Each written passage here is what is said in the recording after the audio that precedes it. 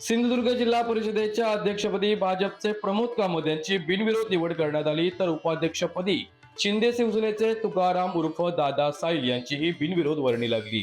जिल्हा परिषद सभागृहात पीठासीन अधिकारी शुभांगी साठे यांच्या अध्यक्षतेखाली ही निवड प्रक्रिया दुपारी 3:30 वाजता पार पडली। आज मला खूप अत्यानंद होत आहे की सिंधुदुर्ग जिल्हा परिषदच्या निवडणूक झाल्यानंतर आणि मागच्या 4 वर्षात पदाधिकारी म्हणून इथं जिल्हा परिषद प्रशासन अधिकारी होते, त्याच्यानंतर आज जिल्हा परिषदचा पदाधिकारी म्हणून नवीन भार सुरू होतोय।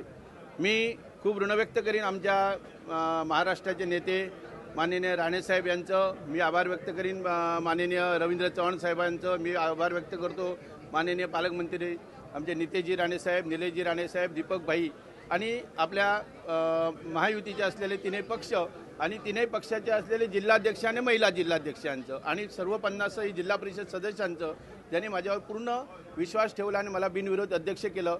ह्यापूर्वी माझ्या मतदारांनी पण मला बिनविरोध सदस्य केलं होतं आणि आज माझ्या 50 जिल्हा परिषद सदस्यांनी मला बिनविरोध अध्यक्ष केलं। तर मी माझ्या पक्षाप्रती, माझ्या महायुतीच्या प्रती आणि सर्व जिल्हा परिषदवाल्या सदस्यांचे धन्यवाद देतो त्यांना।